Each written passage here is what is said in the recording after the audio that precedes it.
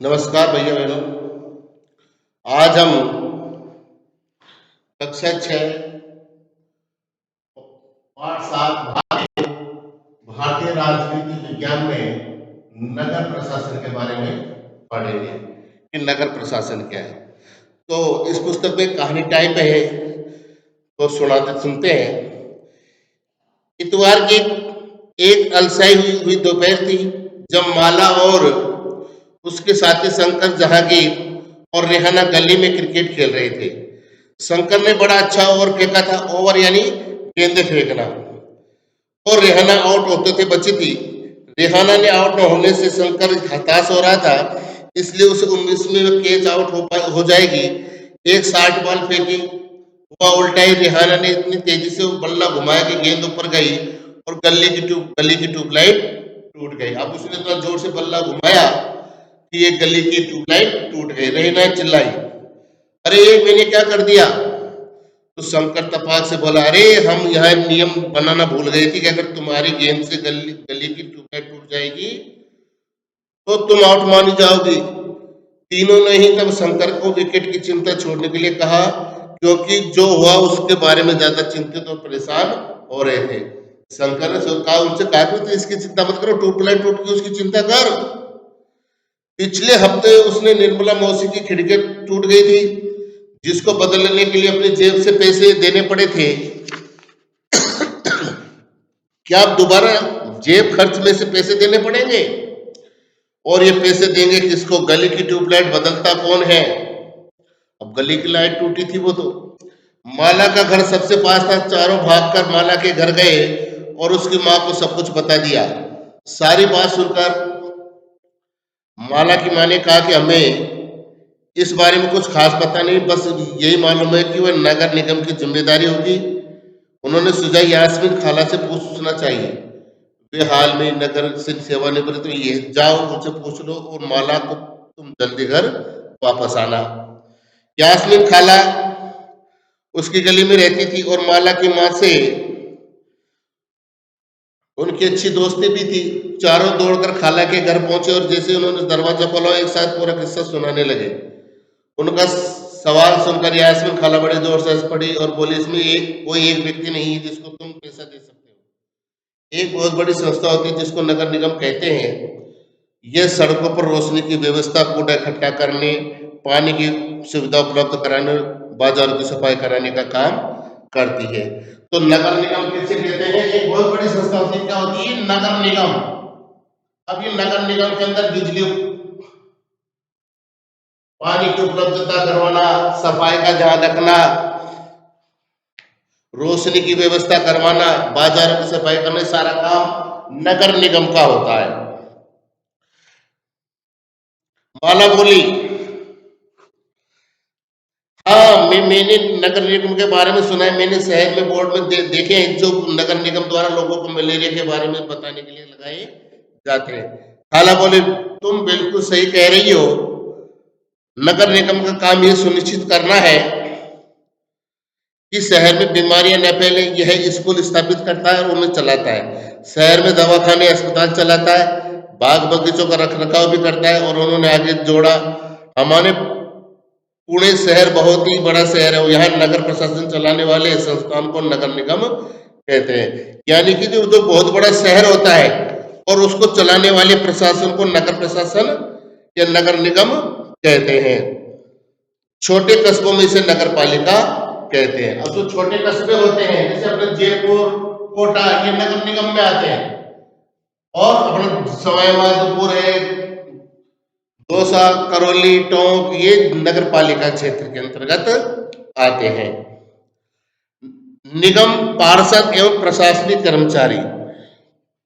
और निगम पार्षद और कर्मचारी।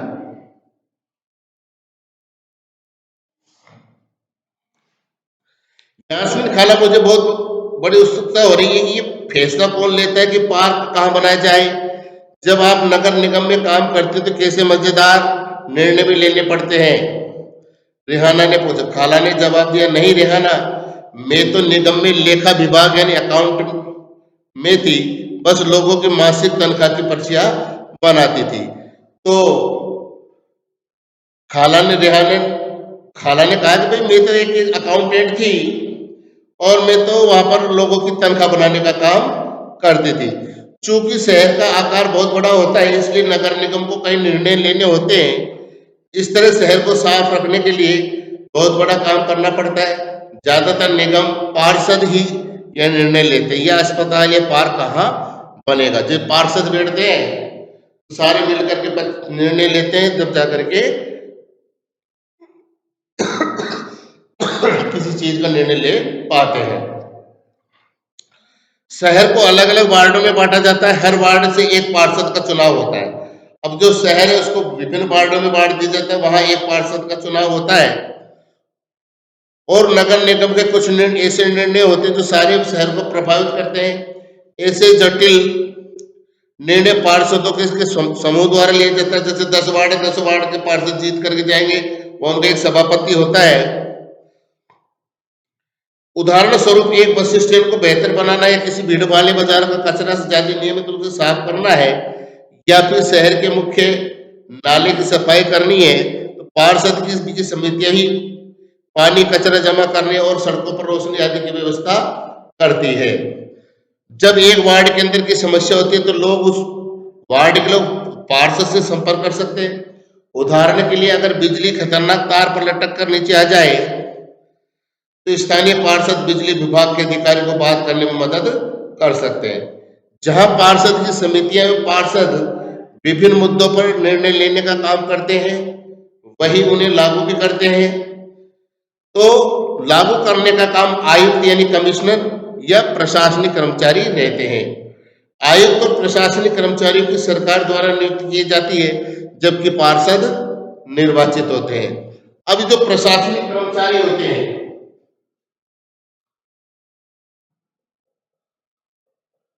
प्रशासनिक कर्मचारी होते हैं जो सरकार के द्वारा नियुक्त किए जाते हैं, और पार्षद पार्षद निर्वाचित होते हैं। पार्षद क्या होते हैं? जनता के द्वारा चुने जाते हैं, सरकार के द्वारा भेजे जाते हैं। तो नगर निगम में ये निर्णय कैसे हो जाते हैं कि रेहाना ने पूछा, तब वह सोचना बंद ही नहीं करती।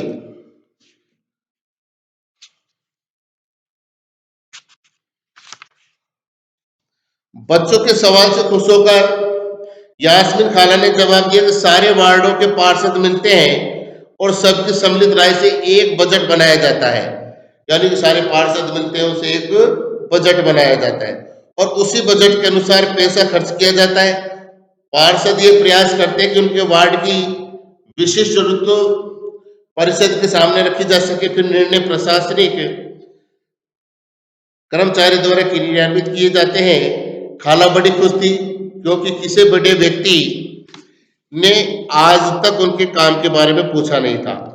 बच्चों के सवालों से उन्हें अपने अनुभव बांटने का मौका जरूर मिल गया था। दरअसल शहर में काम को अलग अलग विभागों में बांट देते हैं। जैसे जल विभाग होता है, कचरा करने का विभाग, उद्यानों की देखभाल का विभाग, सड़क व्यवस्था का विभाग इत्यादि। मैं नगर निगम के सफाई विभाग में थी, उसी के लेखा विभाग में हिसाब किताब का काम करती थी।